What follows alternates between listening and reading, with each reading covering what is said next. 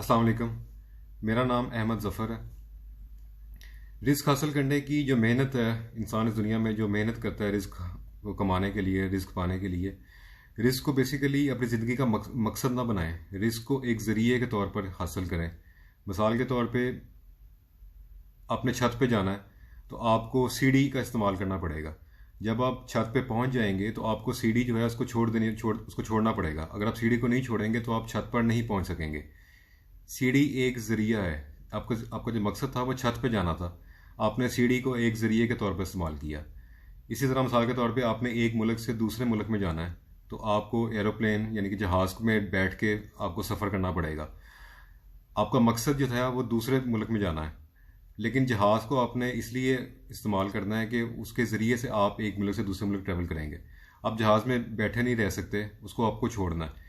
इसी तरह इस दुनिया के अंदर जब इंसान आता है तो यहाँ पे आके पैसा कमाना, रिस्क कमाना इसलिए पड़ता है कि दुनियावी ज़रूरतों को पूरा करने के लिए इंसान को अर्न करना पड़ता है। इंसान के पास पैसा होगा तब वो अपनी ज़रूरतों को पूरा कर सकेगा।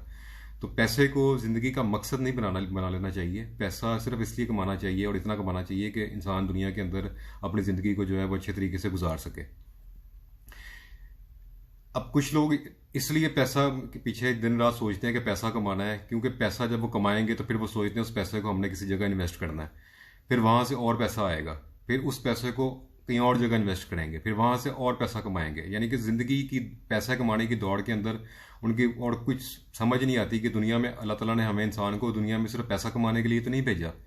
पैसा आप उतना कमाएं जितनी आपकी ज़रूरत है, लेकिन हर वक्त इतनी मटीरियलिस्टिक सोच का और इस मटीरियलिस्टिक ग्रोथ को इंसान ने हासिल करके इंसान कर भी लेता है तो उसका एट द एंड आपको क्या उसको मिलेगा।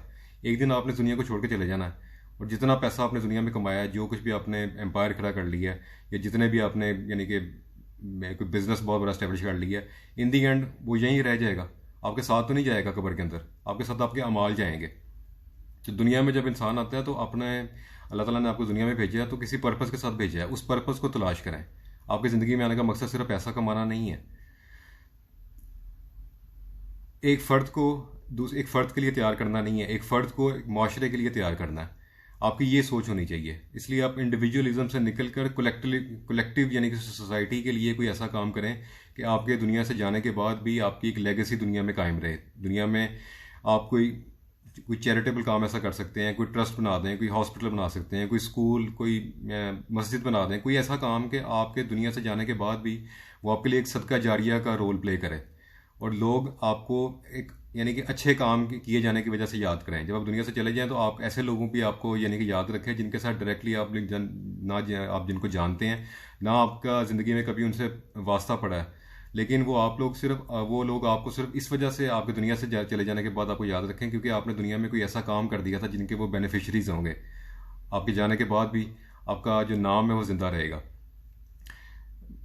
इस वक्त जितने लोग ये वीडियो देख रहे हैं, स्पेशली वो लोग जो मैरिड हैं और जिनके बच्चे हैं, अल्लाह ताला ने औलाद की नेमत जिनको दी है, मैं उनसे रिक्वेस्ट करूँगा कि काइंडली आप अपनी ज़िंदगी में अपना पर्पज़ तलाश करें और अपने बच्चों को उनकी परवरिश करें। हमने अपने बच्चों को क्या बनाना है ये हमने खुद डिटरमिन करना है। अगर आप सिर्फ मटीरियलिस्टिक सोच के अंदर फंसे रहेंगे और पैसा कमाने की सोच यही रहेगी तो आपके बच्चे भी यही सीखेंगे आपसे। आप ये अपने अपनी प्रायोरिटी सेट करें, अपनी ज़िंदगी में आने का मकसद तलाश करें। आप जो रोल मॉडल हैं उनको चेंज करें। आप मिसाल के तौर पे जो सहाबा कराम को है की ज़िंदगी है, सहाबा कराम को अपना रोल मॉडल बनाएं। आप अहले बैत को स्टडी करें, अहले बैत को अपनी ज़िंदगी के अंदर शामिल करें, उनकी ज़िंदगी को। आप जो बड़े लोग इस दुनिया में और गए हैं, जैसे कायद आज़म हैं, अब्दुल सत्तार ईदी हैं, बड़े बड़े इस तरह के बेशुमार और लोग हैं, ऐसे लोग जिन्होंने ज़िंदगी सिर्फ अपनी ज़ात के लिए नहीं या अपनी औलाद के लिए नहीं गुजारी, उन्होंने लार्जर देन लाइफ दुनिया के अंदर कोई काम ऐसा किया कि उनके दुनिया से चले जाने के बाद भी आज भी उनका नाम जिंदा है। दुनिया में कितने ऐसे आज से 100, 200, 300 साल पुरानी हिस्ट्री उठा के देख लें, दुनिया में कितने बिलियनर्स ऐसे लोग होंगे जो दुनिया से चले गए, आज उनको किसी इंसान को उनका नाम तक नहीं याद। लेकिन वो लोग जिन्होंने इंसानियत के लिए कोई काम किया है, कोई बड़ा काम किया है, अपनी ज़िंदगी से बढ़ के कोई लेगेसी छोड़ के गए हैं, पूरी दुनिया आज भी उनको याद रखती है। तो यहाँ से ये जाहिर होता है कि सिर्फ दुनिया में आके सिर्फ पैसा कमाना हमारी ज़िंदगी का मकसद नहीं होना चाहिए। पैसा उतना कमाएं जितनी आपको ज़रूरत है दुनिया में।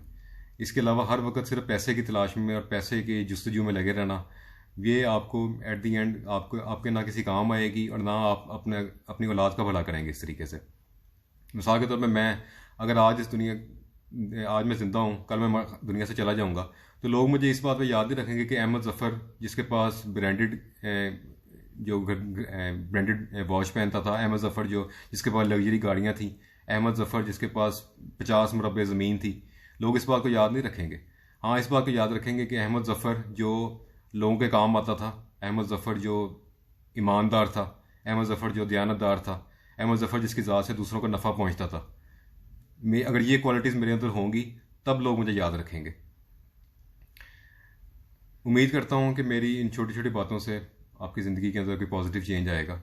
मेरी बातें सुनने का शुक्रिया। अल्लाह हाफ़िज़।